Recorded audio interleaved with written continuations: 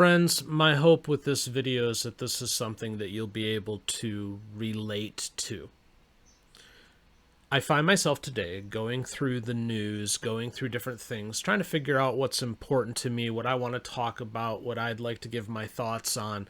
And I'm kind of overwhelmed today, to be honest, with a lot of things that are just not good. They look bad because they are bad.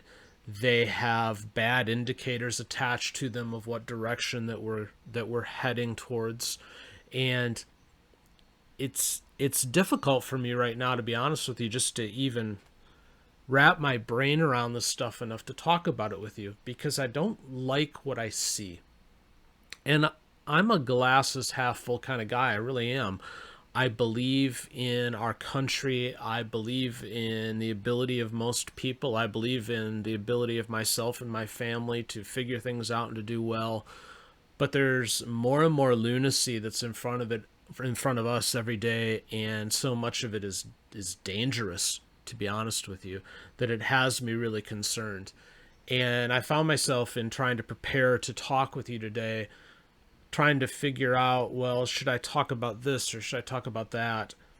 And I'm going to, I think, highlight several stories that just kind of show where we're potentially headed right now, as far as the overall temperature of the country, and why I find it dangerous.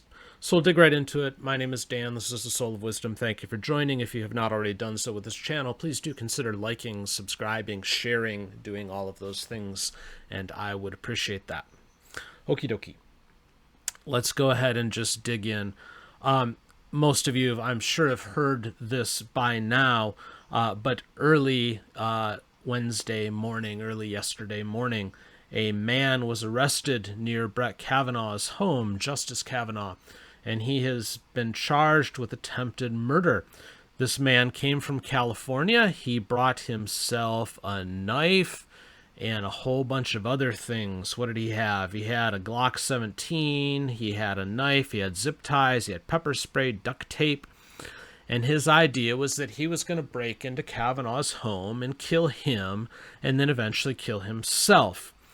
And he has told the court, apparently in a statement, or the police or somebody, that he was upset because it looks like the Supreme Court is going to overturn Roe versus Wade. Now, he has no official idea that that's going to happen. He has no idea that Brett Kavanaugh is on the side of overturning. We all presume it's going to happen. We all presume that Kavanaugh is going to be on the side of overturning this, because that's the most likely case based on what we know. But he doesn't know this for certain. But despite that, he made those assumptions, and then he comes all the way from California to kill the man. Apparently, as the story goes, he showed up in a cab, of all things, into the neighborhood, saw a U.S. Marshal presence there, got fearful that he was going to be caught, and decided to turn himself in. Whatever.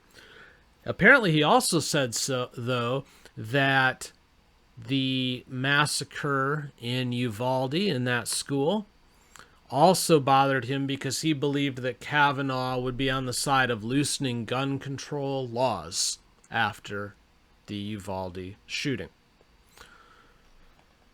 So we have a person, 26-year-old male from California, goes across the country to shoot and kill a Supreme Court justice because he's upset about the possibility that you'll no longer be allowed to kill a fetus, which of course isn't true in California. They're going to keep doing it where he was from, so whatever. Even if Roe v. Wade is overturned, they're still going to do it. And he's upset that they might loosen gun control laws. So he's upset that they're going to loosen gun control laws, but he goes and buys a gun to go across country to kill somebody. Huh? I'm just saying. It doesn't make even the slightest amount of sense. But this is some of the crazy that's out there. the temperature is so high that somebody, because they're concerned about gun control laws, is going to go use a gun to kill somebody who might not vote the way they want on gun control laws. Alrighty. Okay. Also, Ryan Kelley, a candidate for Michigan governor, this is according to the New York Times, who was at the Capitol on January 6th, is arrested by the FBI. I do not know Ryan Kelley personally. However, Ryan Kelley is from Allendale, Michigan. I spent the better part of a decade in Allendale, Michigan, so I'm familiar with the area, though I'm not familiar with Mr. Kelley.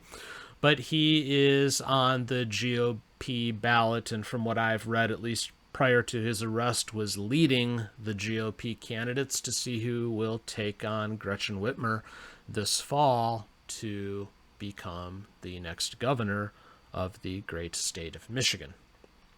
Well, he was arrested by the FBI and charged with, I believe it was 4 misdemeanors. But get this. The FBI, in an affidavit, which, by the way, there are articles all over the interwebs right now that are referencing this affidavit. I can't find a copy of it. I spent 20 minutes searching everywhere I could to find an actual hard copy of this affidavit that all these news sources have, and I can't find it. Maybe somebody will publish it later today, and I'll get a look at it, and if there's anything interesting there, I'll put up another video today or tomorrow. But the FBI apparently says that Mr. Kelley appeared to use his phone to, quote, film the crowd assault and pushing past the U.S. Capitol police officers. So he filmed the event, and that he used his hands to support another rioter, and that he gestured to the crowd, consistently indicating that it should continue moving toward the entrance to the Capitol. So Mr. Kelley filmed. He helped support some guy who presumably was getting pushed or falling over or something like that. We don't know. But he supported a fellow citizen physically. And he made some gestures. And for that, the FBI raided his home in little tiny Allendale, Michigan today, arrested him, and served a search warrant on his property. And none of this is anything more than a misdemeanor? I'm just saying. This is overkill. This is too much.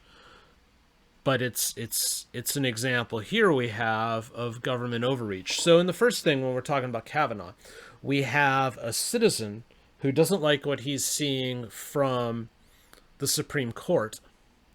So he is going across the country to allegedly kill said member of the Supreme Court.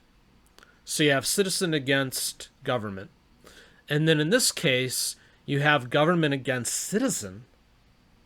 And isn't it interesting that they're taking out the leading Republican candidate to take on the sitting Democratic governor of the state of Michigan? I don't know. Anything fishy there? Maybe.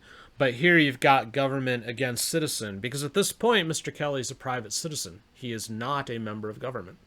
He's running to be that. But government against citizen, taking them out. But we also have citizen against citizen. Tim Pool last night on the Timcast IRL podcast, which ran for about 4 hours, because 3/4 of that time they had to evacuate and they just left the cameras running on an empty studio, which, by the way, at some points was gaining more viewership than most of the mainstream media shows on like CNN and MSNBC. And it was an empty studio. They got swatted last night for what is at least the 12th time.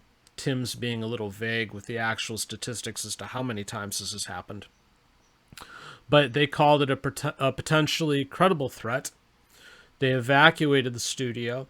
A bomb robot was apparently called in at one point, and they had to sweep the entire place where they work out of. And this keeps happening to him. And this is interesting because Tim Pool is by no means a right-wing dude. He's really not. He's socially incredibly liberal, to be truthful. What he is an advocate of 2A. He's a Second Amendment advocate. He wasn't always. He's come around in the last year or two to have that viewpoint because he's evolved a little bit there. But he's willing to talk with anybody. He's willing to have conversations. And as a result, the far left hates him, and he keeps having these threats to the point where they've had to have armed security at his studios now to protect him and the staff. This is citizen against citizen at this point, or at least we're presuming it's citizen against citizen. I'm going to choose to believe that there's nobody in the government that's doing this, but who knows for sure. But yeah, they destroyed his podcast last night. I say destroy it, but he still had tons of views, tons of people tuning in to watch the empty studio as word spread, just to wait for when he would come back and they could talk about what happened. But how sad is that you have somebody who's just trying to have a conversation and it's being shut down over and over and over again because nobody wants to have a conversation. Nobody wants to be honest. And I say nobody. When I say nobody, I refer to the nobody in this case as far radical left, because they're the ones who are shutting these things down. That's no good. And while that was going on, The Quartering. This is a dude named Jeremy. If you've never seen him on YouTube, Jeremy from The Quartering. He's kind of interesting. He's not necessarily my personal fave, but I watch him from time to time. So one of the things that he does is he also has this coffee that he sells. Him and Tim have, I don't know if I'd call them friends. They've had their moments from what I've seen, but they're civil. They're acquaintances. Well, the empty studio is being broadcast on Timcast. Jeremy was super chatting them to the tune of almost $1,000 in total, sending messages, and some of it was to plug his coffee brand that he sells. And while that was going on, the SWAT team showed up at Jeremy's house. And Jeremy's in Wisconsin, and Tim Pool's studio is in Western Maryland. So they're not exactly next door. But somebody, presumably the same person, called in a swatting against Jeremy and said that he, quote, murdered his wife with a high-power rifle and then was going to kill himself. So SWAT showed up. From what I've been able to gather, even though they suspected it was a swatting, they handcuffed Jeremy and Jeremy's wife while they figured it out, scared the crap out of everybody. And Jeremy apparently will have more to say on this tomorrow after he consults with his attorneys. So all of this in just the course of 24 hours. We have citizen against government. We have government against citizen. We have citizen against citizen. And it all comes down to people having opinions and having ideas and discussing those opinions and ideas. We elect, or we don't elect, the Senate approves appointments to the Supreme Court, okay? For these people to be able to make decisions based on the Constitution. And sometimes they're going to make decisions that we like. Sometimes they're going to make decisions that we don't like. I've been on both sides of that, where things have happened that I'm cool with and things have happened that I'm not cool with. And that's life. That's the way that works. But these people are there to make informed decisions on things. It's not okay that just because we don't like what they're going to say or what they're going to rule, that we resort to violence. But that is what seems to be happening. We have a candidate for governor in the state of Michigan who you can argue whether or not he should have been at the Capitol. You know, there's some mixed feelings on that for sure. But he filmed he helped somebody apparently stay stable on their feet, and he made some hand gestures. And for that, the FBI has taken him out. And then you have these two swatting events. None of this points to anything good. All of this points to the fact that we are sick as a country. We are not in a good place. We are broken. And I fear as the rhetoric gets hotter and hotter, as prices get higher and higher, as people struggle more and more, we're going to get to this point where it all just becomes too much and we finally break. And instead of these occasional events that all of a sudden are becoming not all that occasional, they become the norm. And at that point, you have a country that's in civil war. Now, you know, when we had civil war back in the 1800s, there was like a clear line, north versus south, that sort of thing. I don't think it would look like that. This is almost more like neighbor versus neighbor. And there's nothing good about that.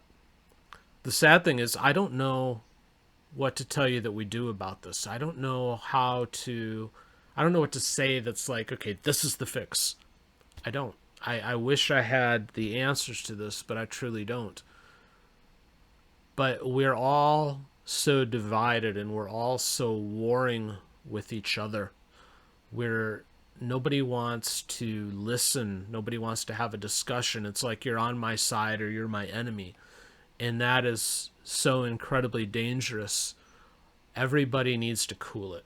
Everybody needs to knock it off.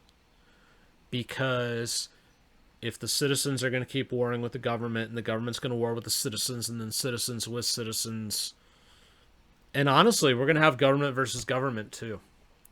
We already have it. We've had it for a long time.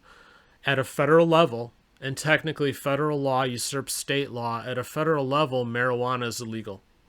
But here in Arizona and so many other states, marijuana has been legalized. So we already have wars between governments. And it's going to get even hotter because if they do some kind of like federal assault weapons ban, for example, it wouldn't surprise me if there's states that choose to ignore that. There's going to be states arguing with each other over abortion when we finally get the Roe versus Wade decision. And there's going to be states that are so against it and then other states that aren't. So we have this warring this way too. And unless we all learn to live with each other and learn to be okay with things, we're going to be in trouble. I've rambled enough. I'm going to go ahead and leave it there. Please do like, subscribe, share, do that sort of thing. Let me know what you think in the comments. Are we in as much danger as it feels like we are of just kind of going over the cliff? Let me know. I will try my best tomorrow to be a little bit brighter, but we'll leave it there until the next time I see you. Thank you for watching.